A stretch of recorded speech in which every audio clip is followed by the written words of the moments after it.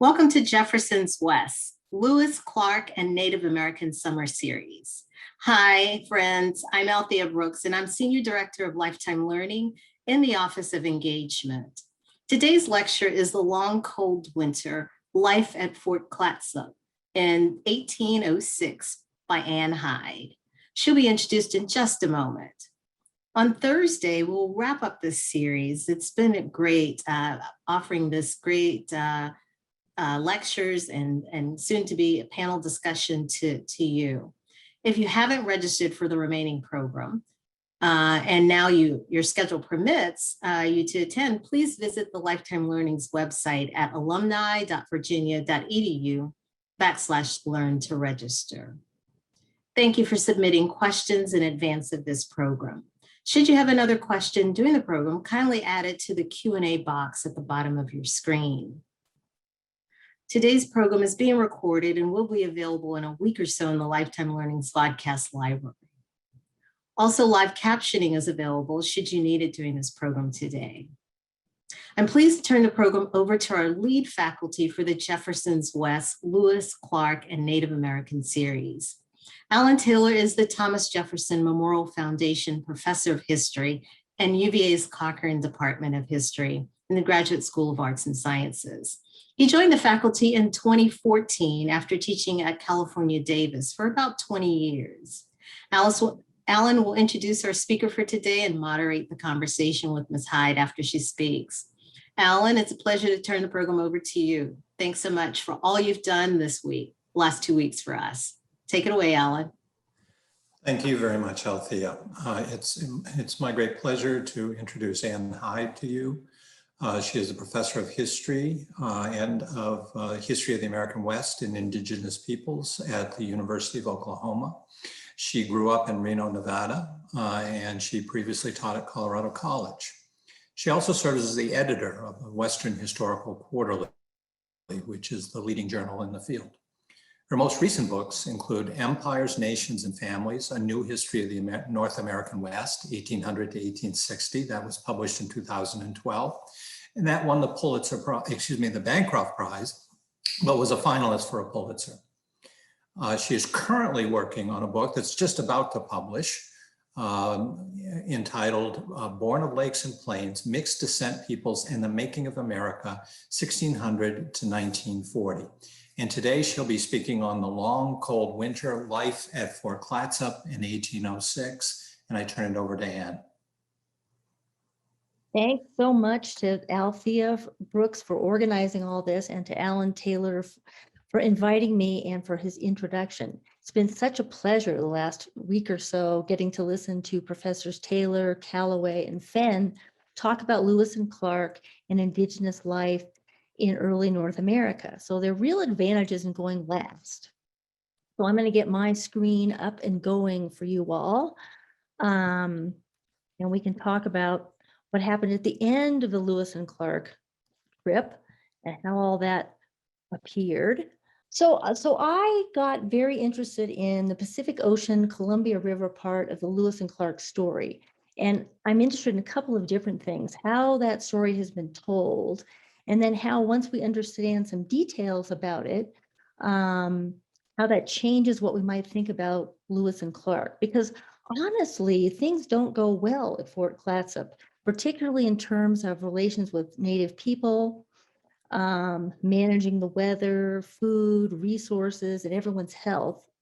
The most well-known modern versions of the story, like Stephen Ambrose's Undaunted Courage, hardly cover it. Just if you count pages in Stephen Ambrose's 1996 book, there are 130 pages on the Missouri River and only 15 pages on the Columbia, and it's even more uneven in the Ken Burns PBS version.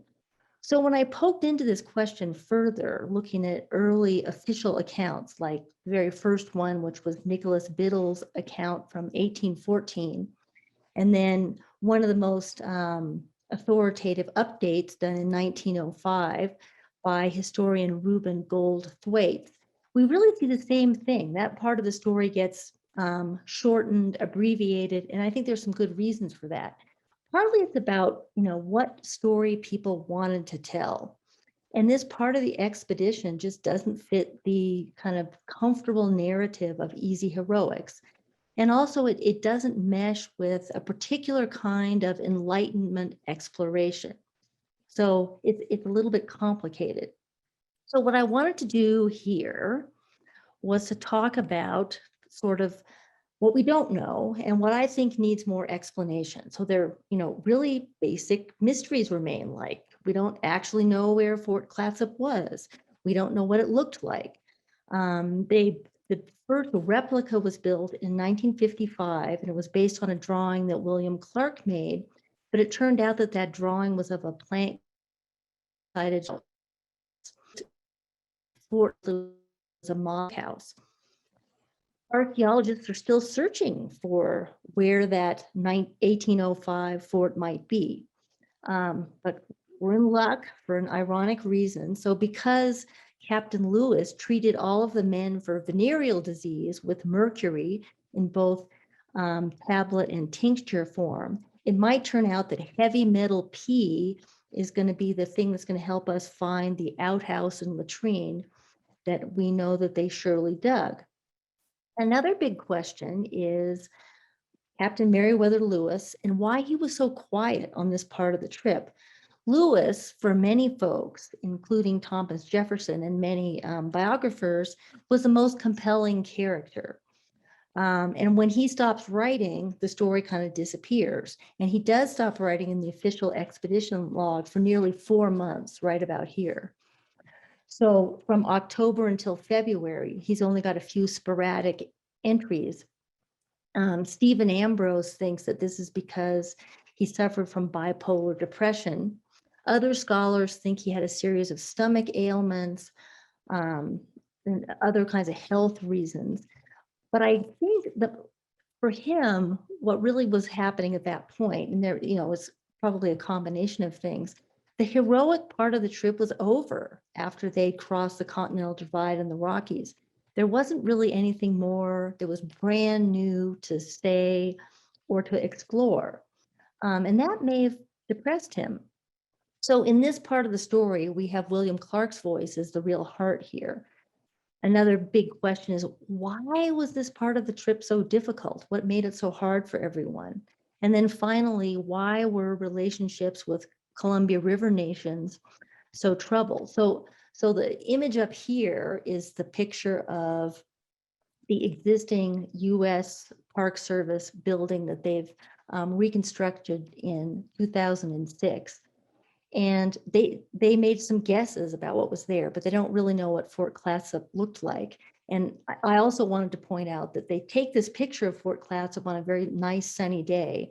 And that was one of the big issues with the whole thing, is that the weather was so terrible. And so, that just made life quite difficult for everybody. So Colin Calloway reminded us about, this issue about the Columbia River nations, why they had such poor relationships with this particular group of people. It's quite different than the relationships they had with the Mandans and other native people, the Nez Perce, who helped them over the mountains, and then the Shoshones, who are an important piece of that as well.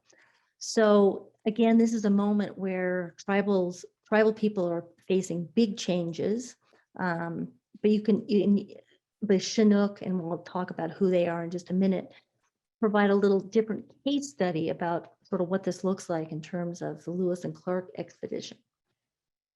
Okay, so let's take a quick review of where the core of discovery has been so far and how long it's taken them to get where they've gone. And I'm going to show you 3 different maps.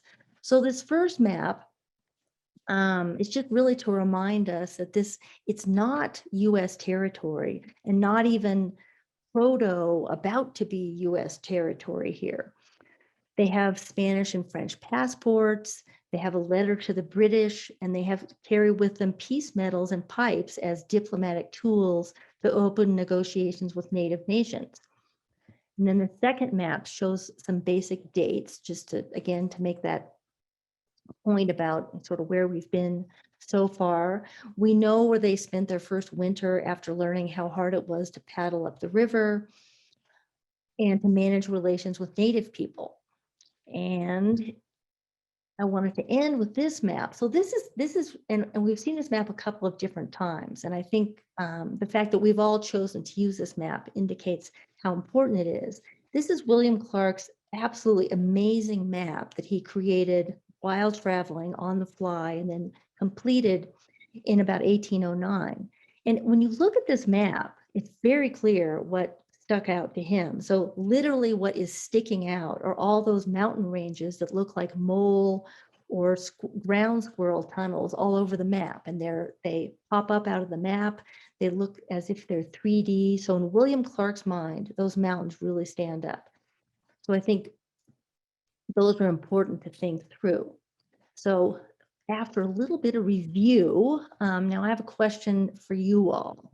So a poll question should pop up that you can answer about what you think is the greatest moment for Lewis and Clark in terms of timing. So there's no right or wrong answer. Just curious to see what a vote looks like here. So let's see what everybody said. They've already brainwashed you. So, but that's an interesting spread. So, and I think it indicates sort of the difficulty of crossing the mountains, but from our perspective in the present, thinking of ourselves as a continental nation, reaching the Pacific, which was one of Jefferson's stated goals, certainly makes a lot of sense for all that. So I think it's interesting to think about, how perceptions might change about those kinds of things. Okay, so let's get back to our first question.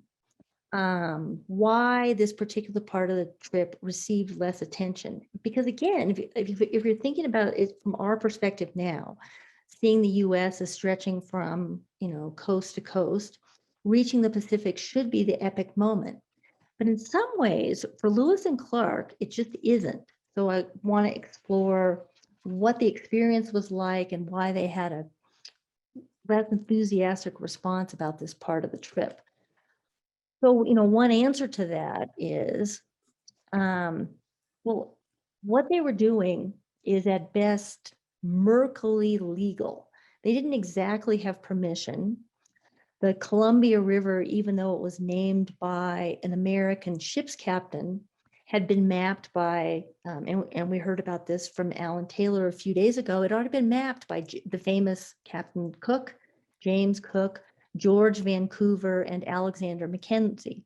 So, this was not an unknown space. A lot of people had been there. Traders had certainly applied the fur trade up and down the coast for decades. So it was sort of less heroic than mapping the interior of the continent. Another surprise about all this is it turns out to be really difficult to maneuver here. And I'm going to go back and talk about this in some detail, but the kinds of names that Lewis and Clark give places, how forbidding this particular coast looks like. One of the ways that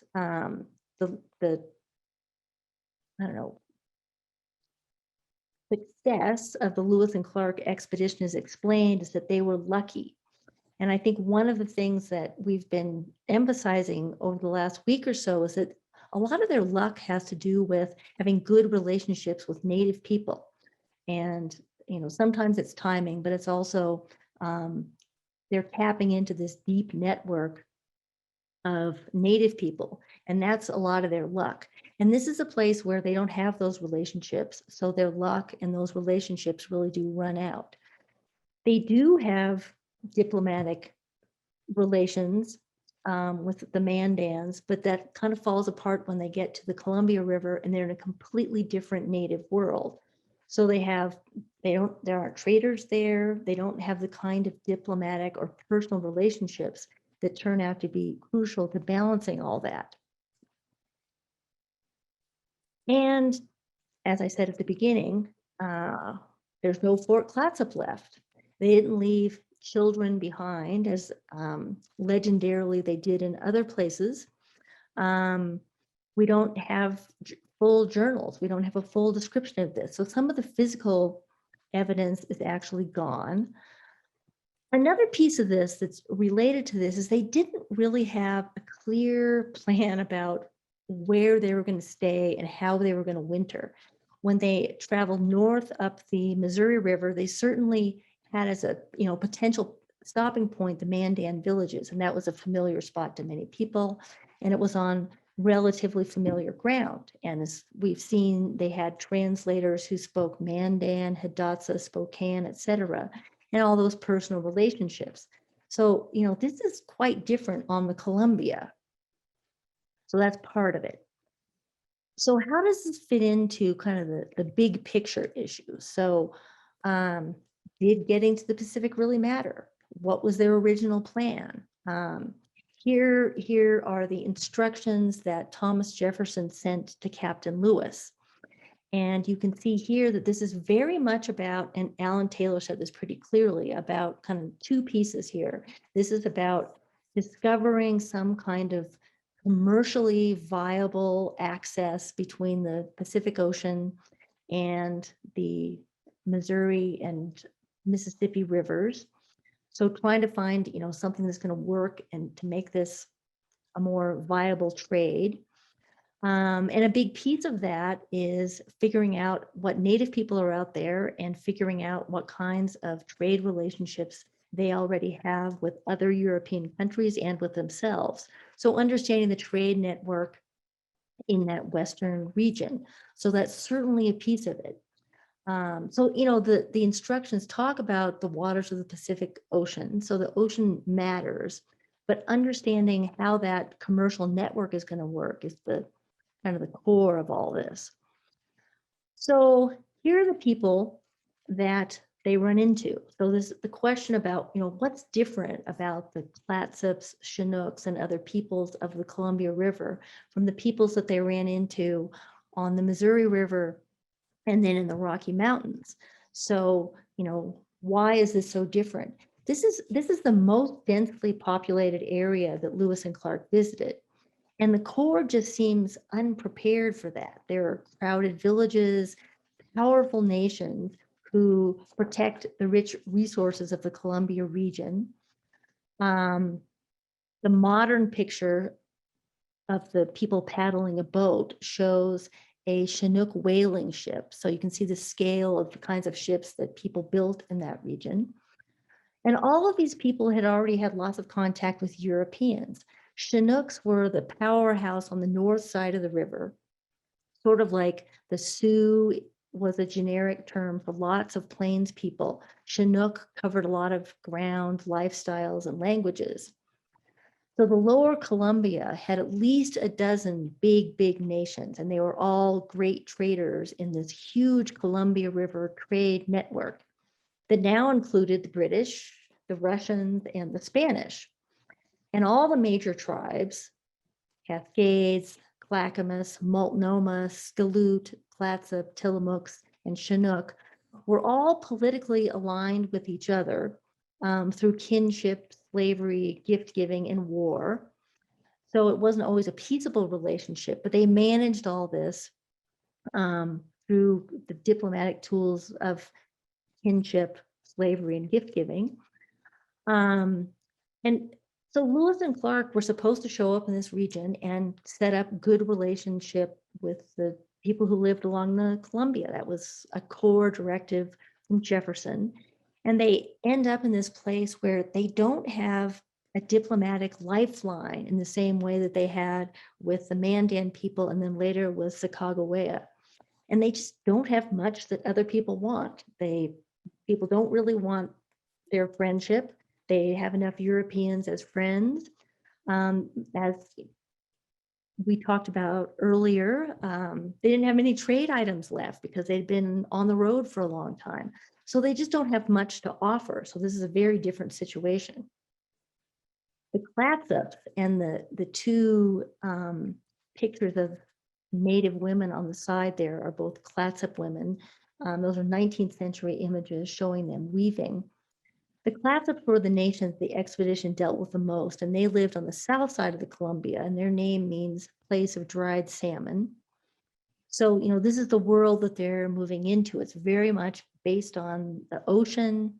So having, ocean-worthy crafts is certainly important. Okay, so reminding everyone about the little timeline here. So this is kind of the middle fifth of this long expedition. And a lot has happened before they get to the Columbia River. And we've talked about some of that. Professor Taylor laid out the timeline. So we know that they left the Missouri River in May of 1804, and they eventually are going to return in September of 1806.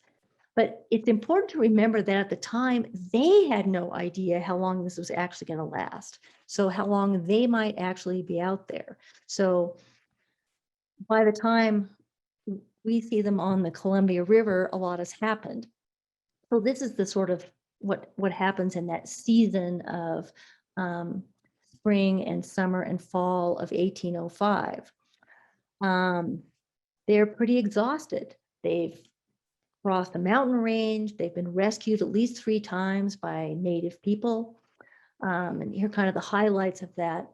33 people leave Fort Mandan and they're paddling up the Missouri. It takes them a long time once they get to the Great Falls of the Missouri to figure out how to detour around it. So, just looking at those dates, June 16th to July 14th, it takes them a whole month to actually get their stuff, find a route, and have a successful detour around those Great Falls. So they lose a month right there. In August, they do find the Shoshones who've got the horses they need to cross the Rocky Mountains. And then after they cross the Rocky Mountains, guided by Shoshones, they end up with the Nez Perce.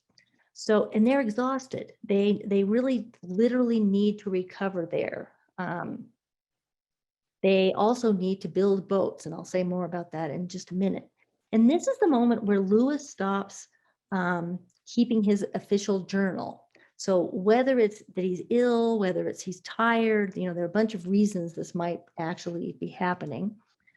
And then finally, after having built their boats, they find themselves paddling for the first time in a long time. They're paddling downstream, but they're in their homemade dugouts. And these are not made by skilled native artisans, but by grumpy soldiers. And the river gets bigger, the people unfamiliar, and the game scarce. So this is the situation they find themselves in this fall of 1805. They finally reach the Columbia, their Nez Perce guides leave, and they've got no translators. They have no way to participate in this new Indian world. November 7th, big date, the William Clark writes in his journal, "Ocean in view, oh, the joy." And the Pacific Ocean is only 20 miles away at this point. So they feel like they must be close. And then December 25th, they settle in at Fort Clatsop. So I think the big question here, and this is really where I'm going to focus, is what happens in November and December? What are they doing? If they see the ocean on November 7th, why does it take them 2 months to begin to settle in at Fort Clatsop? And I think what happens then is difficult and really does explain some of the sort of sour tone of all this. So even though they've really read all they can, and this is important, so they see the ocean, and in this case, they think they know what they're getting into because they've read Captain Cook, they've read George Vancouver. Meriwether Lewis has painstakingly copied George Vancouver's map, so they actually have that with them, and he made that in 1793. I'm going to show you a picture of that in just a second.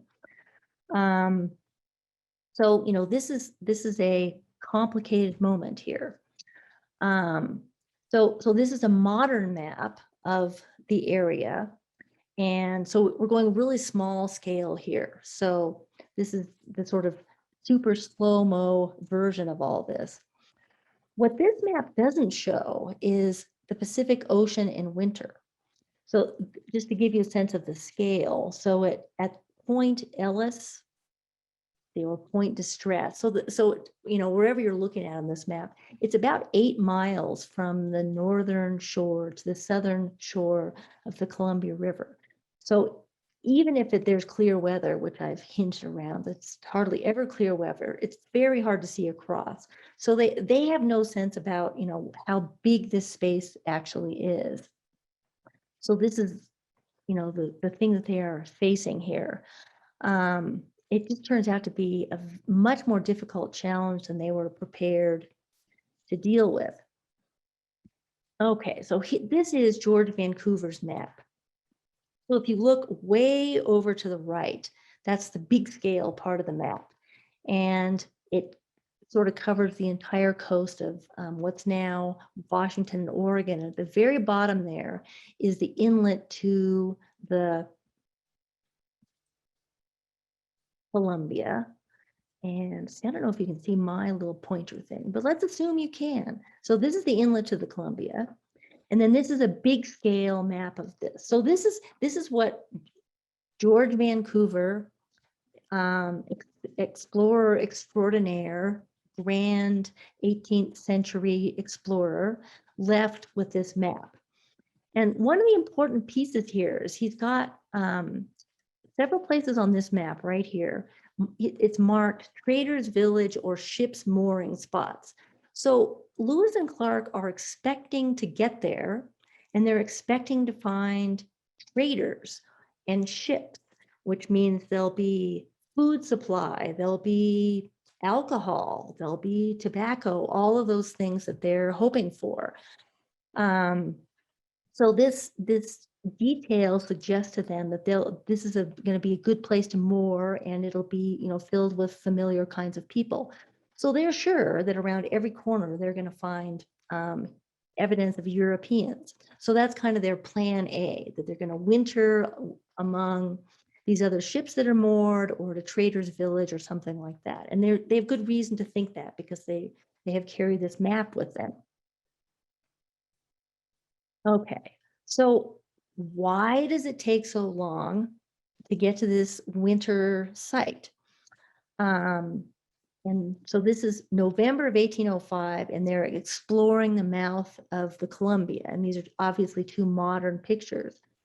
So this turned out to be incredibly difficult in all kinds of different ways. So William Clark's kind of sad little plea, this is no river. So this is not a river. It's got tides, it's got huge waves. It's filled with giant, enormous Pacific Northwest timber that comes crashing down, making log jams. And then there's this, eternal, terrible winter weather that they're facing. So this is really, really difficult. The Columbia just turns out to be a much more, literally mammoth thing to manage than expected. So one of the pictures shows the huge waves crashing at Cape Disappointment, and then the other shows a modern large ship negotiating the tidal surge at the mouth of the river. So, William Clark is not wrong. This is no river. This is a completely different animal for them. So as a result of all that, basically plan A fails. There doesn't seem to be anyone there, and the river is too hard to manage. Partly they have the wrong equipment. They have homemade dugout canoes that they've made by burning out logs. So the replica that I have up on the screen of Lewis and Clark's dugout is probably much fancier than whatever they had at the time. And that boat was made at best for the upper Columbia, not this tidal estuary in winter weather. And you can compare that to the kinds of ships that Clatsop and Chinooks built. They also had special kinds of paddles to manage waves. And they had different ships for different parts of the river because they understood that negotiating waves and tides was very different than fishing for salmon and further up the river. So you can see that sort of the range of things that were out there. So we've looked at this map before, but I wanted to go back to it to look at the names that, in this case, it's always Lewis because Clark isn't writing much. So we have Dismal Niche, Point Distress, and Cape Disappointment. And some of those names were already given, and I'll talk about that in just a minute. And this is about their last efforts to find traders, because they're sure if they could just get beyond Dismal Niche or Point Distress, there are 3 days that they're completely without food. If they try to land or to hunt or to explore, giant logs come bashing down the river and destroy their canoes and threaten to kill them. So if they try to get out of their canoes and go inland to try to hunt, they're afraid that they'll lose their canoes. Meanwhile, Chinook merchants come paddling down the river and offer to sell them some fish. And the Chinook merchants are often wearing British sailors' outfits. They also hear that Chinook traders are headed to, quote, and this is from William Clark, quote, trade more fish with white people who by signs live round a point. So William Clark is still convinced that there are fur traders who are going to have clothes, food, tobacco, and whiskey.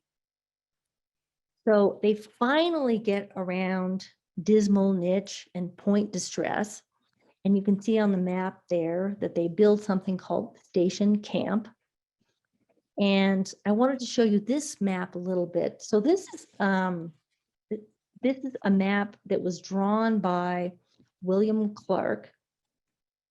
And he drew it very specifically to explain how he knows when they saw the Pacific Ocean, and also to kind of tell the story of this very difficult undertaking they had to find a safe place to camp. So they finally do build Station Camp, which you can see on the map there. Okay, so they've managed to drag themselves around Point Distress.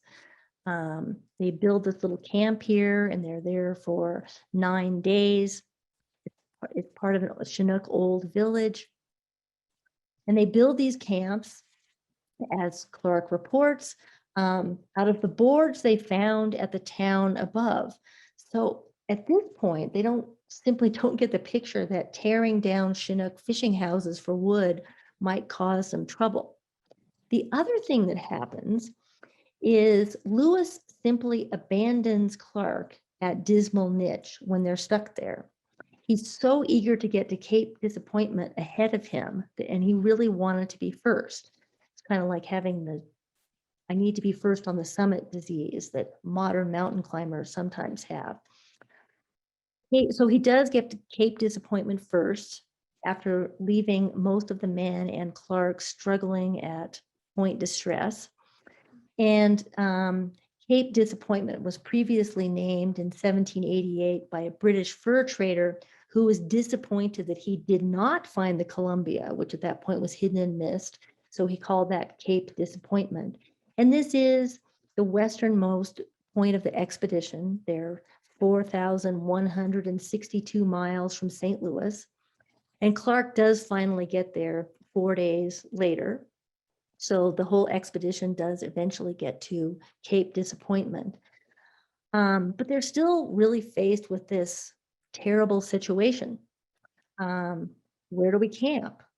What do we do? How do we manage this winter weather in a place where we were expecting to find ships and other traders' villages, and none of that stuff is actually there. So they do really have to develop Plan B here.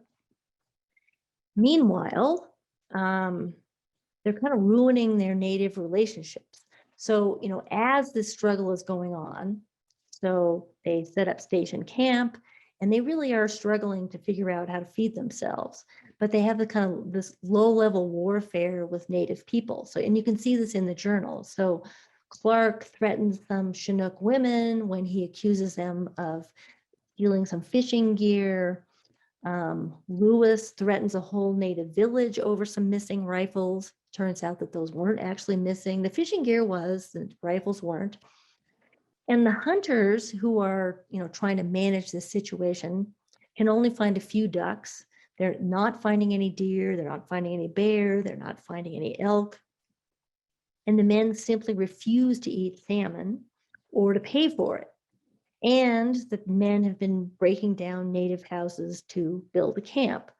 So in response to all that, some Clatsop traders come by and say, hey, maybe you should think about going south. Looks like elk are plentiful south of the river. Maybe you should go over there. So whether this was true, who knows? But in fact, after the Clatsops tell them to search the southern shore, and when they can finally travel in late November, they do actually find elk and deer. So it was a friendly tip.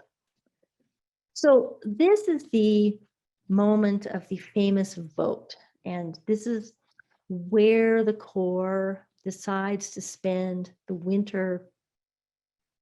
And so they have this discussion, and it's called a vote in some accounts of all this. And this is about these choices and decisions they have to make at this particular point. And this is from the printed version of the journals. And Lewis and Clark did interview everybody on the expedition, including York and Sacagawea, to find out what they thought they should do. So this is the situation that they faced. So they gave everyone a first choice and a second choice, and I'll say more about that in just a second. So what they're concerned about is, will there be a place where there is enough elk and deer, which is really their only source of food and clothing if they're not willing to eat salmon, which they weren't. They were willing to eat dogs, and they trade some dogs, but not salmon, not so much. So their choices really are to stay right where they are. They could go further upstream where there might be native villages and maybe more deer and roots to eat, or they could go over to the southern shore where elk have been sighted. So this wasn't really a vote. And in many accounts, this is the first democratic American vote. And this really is what military leaders would do in an expedition like this, to find out people's opinions. The other thing that's changed for the first time is the sun comes out. So when they take the vote, they can actually see across to that southern shore. So the weather's improved briefly, but they are really between a rock and a hard place. Okay, so now, knowing what you know, and how would you have voted about where to winter on the Columbia? So I've got a poll for you all. And again, this is not about knowing how it all turns out, because the people who were voting certainly didn't know how this was going to turn out. So I'll be curious to see what you think, and then I'll show you how they actually voted. Okay, so that's interesting. So pretty much everybody agreed that where they were was not really a go. So most people either voted for further up the river, where there might be native villages, or on the southern shore of the river. And pretty much that's what Lewis and Clark decided on. So this is how they voted. 2/3 voted as their first choice, the unknown southern shore. A third voted for staying put, and very few wanted to go further up the river. The Sacagawea votes for that particular choice. So what they decide to do is to survey the southern shore and see what's actually there. So that seems like a reasonable approach at this particular moment. So after the vote and more information from the Clatsops, they send a team to investigate the southern banks of the river. And what they do is follow native paddlers who can see that now that they have this rare moment of clear weather, it's safe to cross the river. And as they're making this set of decisions, they really are kind of once again saved by native people. They they're forced to buy some fish. They certainly buy roots. They buy roots all winter, and they buy some canoes. They also steal some wood for houses. And they watch Native people very carefully to figure out when it's going to be okay to move across the Columbia River. And they, follow Chinook paddlers into that open water. They try to hire local paddlers, but again, because they don't have much they can offer up, they can't pay. They often can't pay them enough to make it worthwhile. And the picture below is a modern version of a Columbia whaling ship with paddlers in it. So again, you can see the scale of this thing. And the local people, as this all unfolds, Chinooks, Clatsops, Slathwamet, are pretty angry at them as all this is unfolding. They don't seem to be good trading partners. They don't seem to be interested in diplomatic relationships, and they just don't have much stuff to offer up. And I think that begins to explain sort of why they're crabby about this situation. Lewis, who has been pretty invisible in all this, does take on the job of finding a site and seeing if there are indeed elk to find them. And on December 7th, they decide on a site and they start building Fort Clatsop. So they're, you can see their decision to move across the river is a sensible one. So it does have to do with the weather, Lewis's successful search for a winter site. So they're hoping that there's going to be enough elk over there. So on December 7th, everybody moves across and they start building Fort Clatsop. So what happens once they get there? So the image here is of a Chinook plank house. And this is, sawn wood, sanded wood. These are the first, planks that they've really seen since St. Louis. So, this is an appealing thing to use to build Fort Clatsop. But they have to make something that's going to be safe for them. So they do find a decent location. They're some distance from the river. They're in a rainforest that has a lot of wood. It's pretty wet wood, and there does seem to be abundant elk. So they work pretty hard on building all this. So Clark sends, and this is a quote from the journal, Clark, quote, dispatched Sergeant Pryor with 8 men in 2 canoes across the bay for the boards of an Indian house, which is vacant.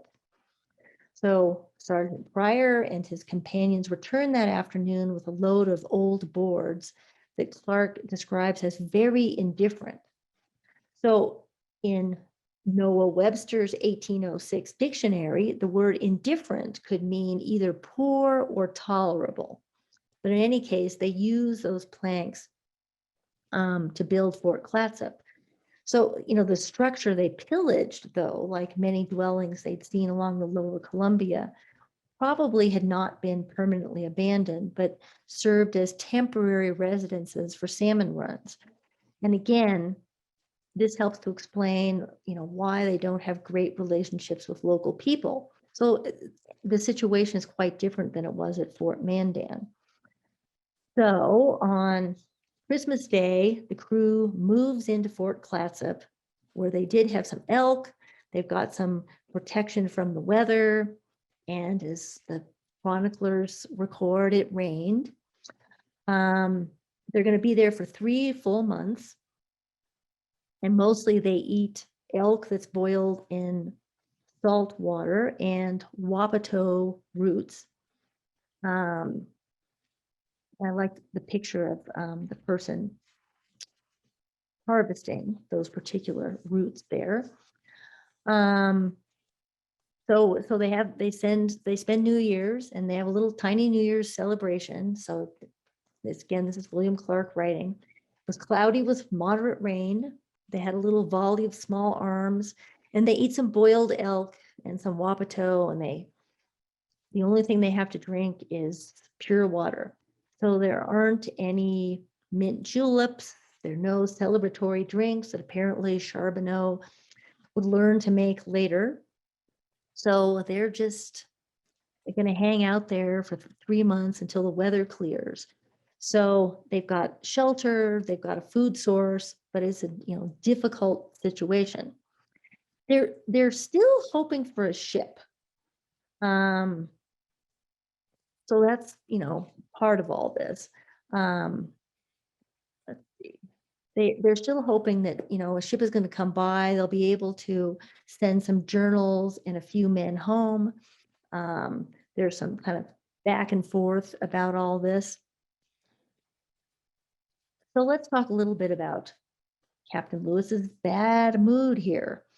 This seems to go on for quite some time. He drops off as a writer in the daily logs. He only makes a few drawings and descriptions of plants and animals. And there's maybe some explanations for this, but he doesn't write in his journal or the daily log for nearly 4 months. And it's very clear that Clark is doing most of the leading here in terms of managing the situation. Clark just appears to be a better leader. And Lewis really is given a pass by later writers, which is is an erratic genius. But you can see in the logbooks, this is one of the places where you can see that the much storied team that Lewis and Clark had some cracks in it. And this is no one's fault. This was a difficult situation. And Lewis may simply have been bested by the setting and the tedious bad weather. So, seasonal affective disorder, which is, people getting depressed when the weather is gray and bad, there isn't enough light. That's a reasonable thing. Everyone wrote about homesickness in their journals, and homesickness was enough of an ailment that it required treatment. And they, talked about how to manage homesickness pretty regularly. Melancholy might be a word to describe depression. Clark uses that word about Lewis sometimes. And then I also think that they're a little bit envious of people who've been there before and who got to be the discoverers of all this. So, this may explain something about Lewis's bad mood. So they hang out through the winter. Some people write in their journals. They have visits from native people, and they don't learn to love salmon, but they learn to eat some of it. And this is a kind of typical journal entry for William Clark. So we've got February 13th, 1806. Clatsop left us. Nothing happened. We completed drying some meat, and we think we have sufficient stock to last us this month, and so won't take deer from the Indians. So won't take deer. So does that mean they don't need to buy any deer from the Indians, or does it mean they won't need to steal deer from the Indians? So it's a little vague in that. The image on the side is of their description of what a salmon looked like.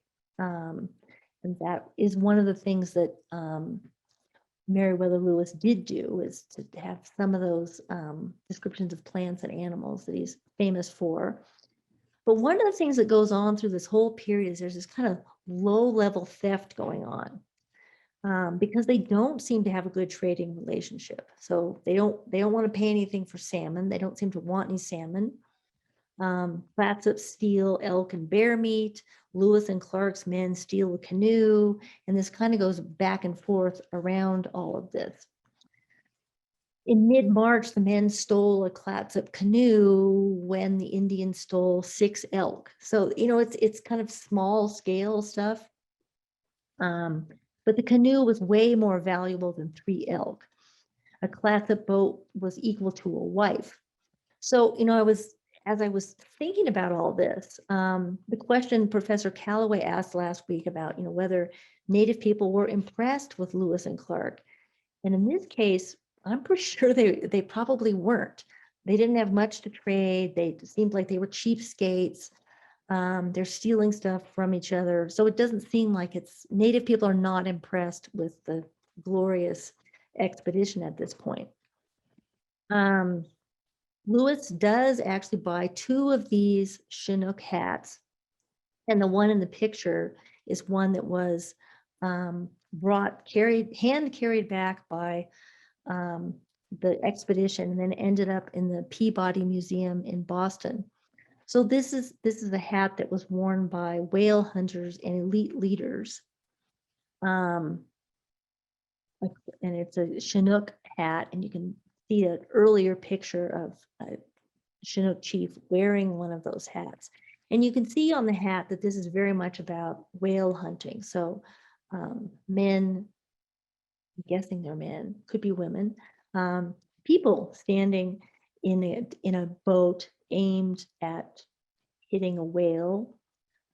So, this is heroic activity. So this is the kind of hat that would be worn by a very elite hunter or leader, not by everyday people. But 2 of these hats do end up coming back from that trip. Lewis did commission some everyday hats for everyone else because they were so miserable in the rain. And several of the men wore their hats all the way back because they were, useful, durable, and waterproof. They're made out of this amazing warp and woof construction with different kinds of water resistant bark. So what makes it waterproof is a combination of spruce, cedar, surf grass, and then some fur that lines it. So these are, pretty specialized waterproof hats. So here's the end of the story. By March, relations are pretty poor. Men are very sick of this spot, and nobody has made much progress in understanding this local situation. So they leave and they head upstream, and you can see the path here. And then there's this one final weird thing.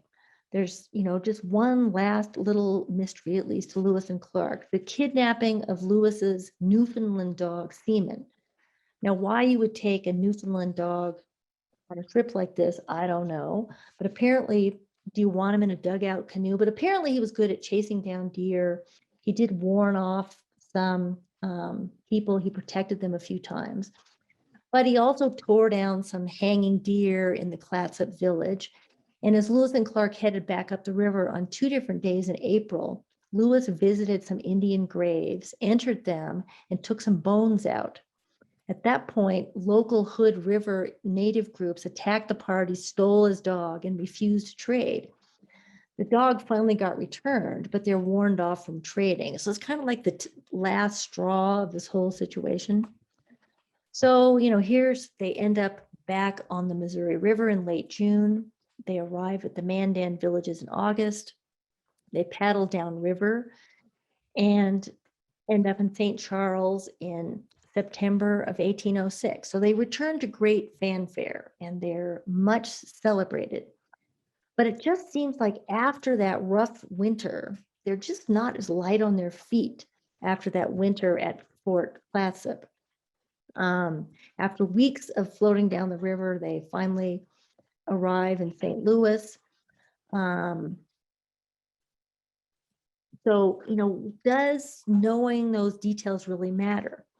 Because they were so unprepared for that Pacific Northwest winter, how very, very close they came to failure and how sour their relations were with Native people. Does that change how we might assess the story of Lewis and Clark? It turns out that conquest was going to be daunting. And here I'm playing on Stephen Ambrose's book title, Undaunted Courage. I think they were daunted by this place and those mountain ranges. So I think, ending with this slide of Clark's map, and these were daunting mountain ranges, but so was the Columbia River and the peoples they ran into there. So I think it's important to think about what it felt like to be daunted as opposed to being undaunted because of this landscape.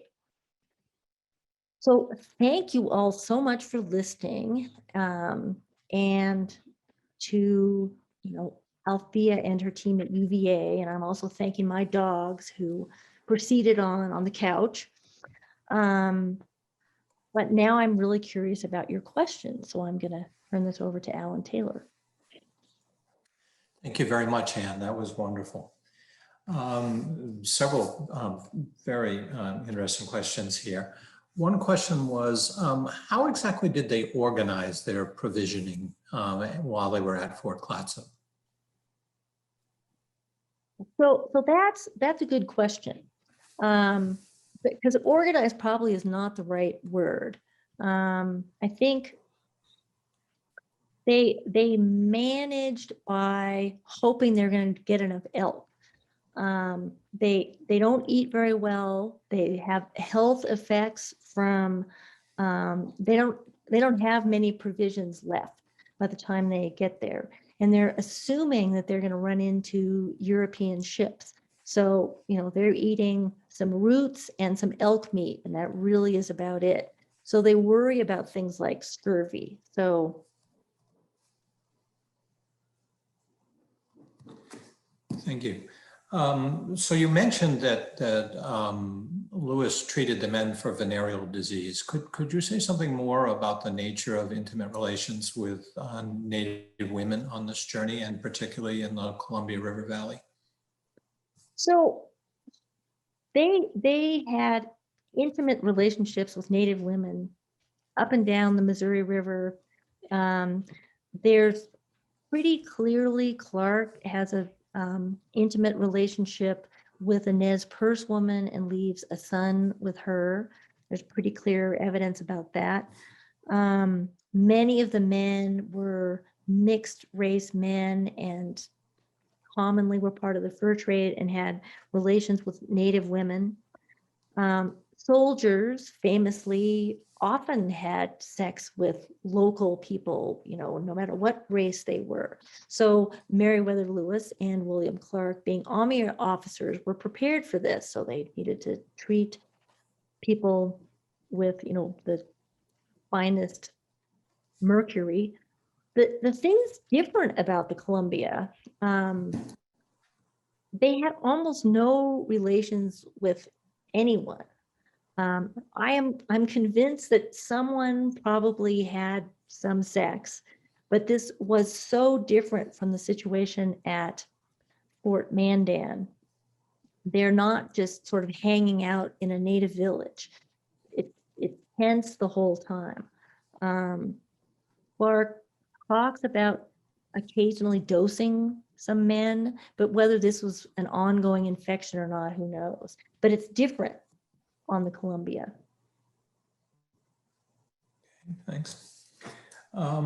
Did they celebrate Christmas while they were there at Fort Clatsop? And if so, how did they do so? Well, it rained. That was the day they moved into Fort Clatsop. They did celebrate Christmas, and they make a big deal about the fact that they're not actually celebrating much. And they write about how sad they are and how homesick they are. And really, they're going to spend this Christmas wishing that it could be next Christmas when they could be with friends and family. What they really miss, they really want tobacco. They're sad about the alcohol, but they don't have any tobacco left. And that's just not okay. What was their ammunition situation? Were they able to replenish their supply anywhere along the journey, or were they trying to take very careful, keep stock of their ammunition because they knew they weren't going to be able to replenish it on the way? They have, and I've seen like at reenactor places, I've seen this in action. It seems really heavy and hard to me, but they have like a mini little shop where they can take metal and make it into kind of makeshift bullets. And they do that, they make a new supply a couple of different places. That would certainly be one of the things they were hoping to get, from other kinds of traders, but they have the capability of doing that. But quite understand how they're getting the raw materials while they're at Fort Clatsop for this, or if that's something they could trade for, but I don't think so. Okay. Do any of the other European mariners operating along this coast, do they record impressions of the Chinook and Clatsops that might differ from how Lewis and Clark perceived them? Yes. So by the time Lewis and Clark get there, and Colin Calloway talked about this in some detail, the Chinook have long experience with other traders, and they have good trading relationships with Russians, British, Spanish folks. But they are famously really good traders, and the word in English is they're sharp traders. So they don't take nothing in trade. But they're also very willing to develop diplomatic relationships, to have women marry into various other groups. So there are good relationships, and some Chinook leaders go out of their way to make relationships with people from the Hudson Bay Company or from the big Russian fur trading companies. And they write about them in much more positive terms. And are there any traditions among the Chinook or Clatsops in remembering their encounter with this expedition? I actually don't know the answer to that question. The first clear memory that we see comes from memories of Russian traders. And then the other piece is from Astoria, which is about, 10 years later after Lewis and Clark. And again, that's because that group of people in a way was stranded and marooned, but they had close family relationships. So they left families. So Lewis and Clark disappear a little bit because they're not there for that long, for one thing. And they're there during the winter when not very many coastal people are going to be there, but also because they don't make those kinds of personal relationships.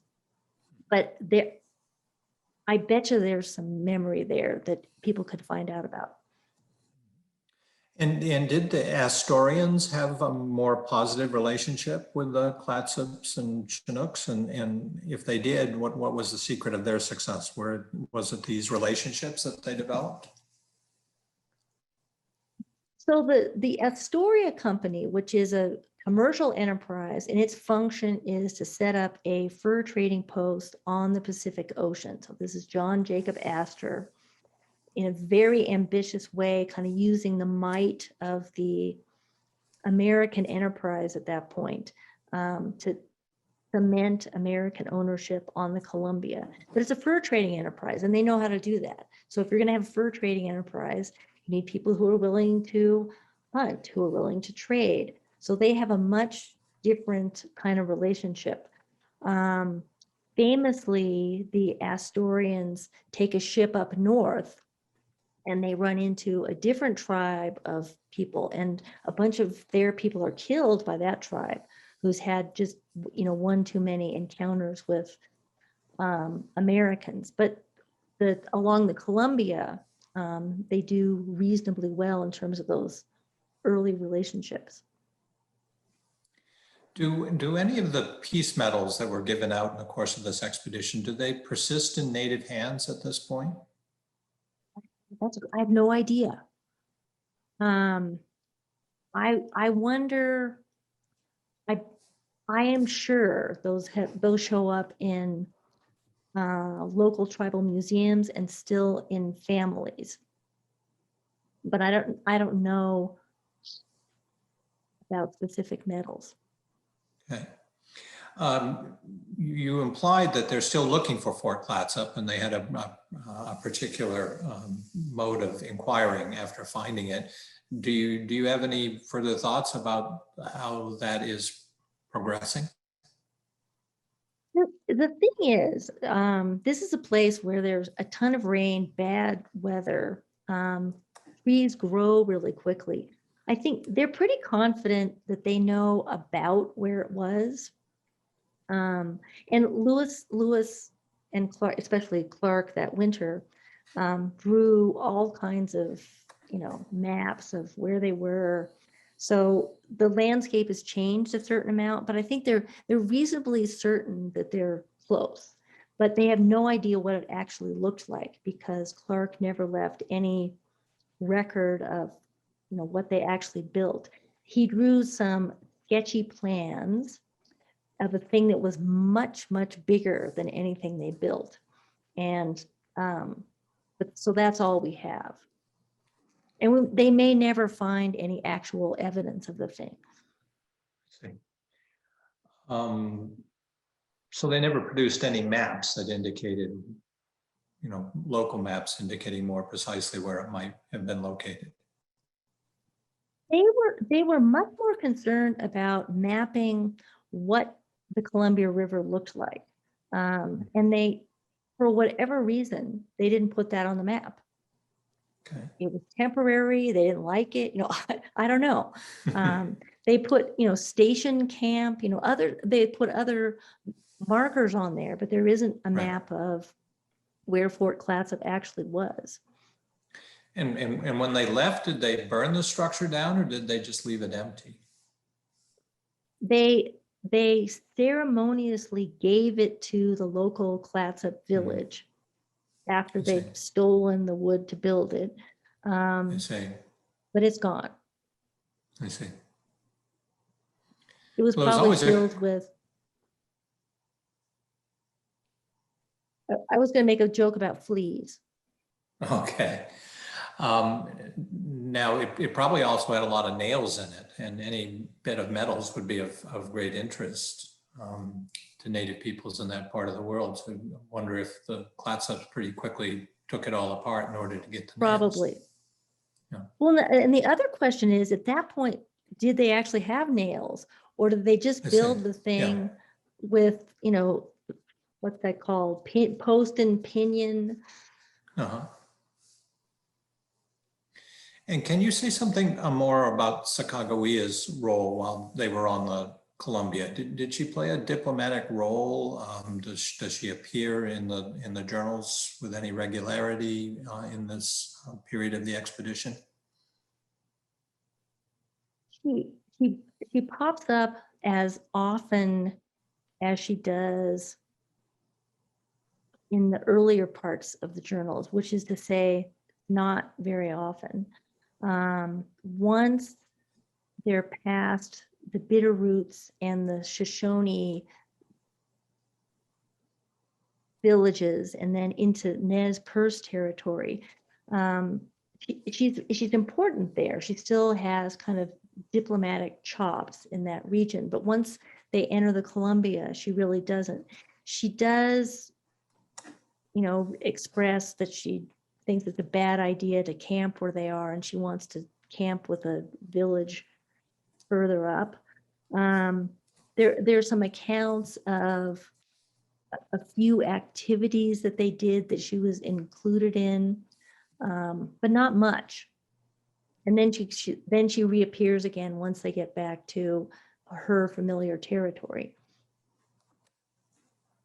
Question came in, which was about other weather recordings for that particular year, particularly in the Pacific Northwest. Is there an indication that this was an unusually rainy year, or was this fairly typical for the early 19th century in that corner of the world? So there is this guy named Rex Zach who has written a book about this, and it's in the list of stuff that I gave to everyone. So he actually did all that research, and he checked out, sort of long-term weather patterns. And he says that this is, it's kind of part of that little ice age moment. So it is a little stormier and colder than it might be, but not really. It doesn't snow that particular year, which it sometimes does. So it's not like New England where there's, you know, feet and feet of snow. It just rains all the time. And there was a question which was about what was the prime season for, say, Russian or British mariners to be along this, or American mariners to be on this coast trading? Were the expeditionaries just there at the wrong time of the year to find those sorts of mariners? Yes, so it's summer and fall. So, you know, all of the trading ships show up, you know, May, hang around all summer, go up and down the river, fill up their ships, and then they try to leave by September or October because the weather starts getting bad. There's more fog, it's hard to navigate the river. So that's a completely natural pattern. It's also a natural pattern in the sense that animals move away from the river. It's not a good salmon eating season. So there's a bunch of reasons that you wouldn't hang around the river in the winter.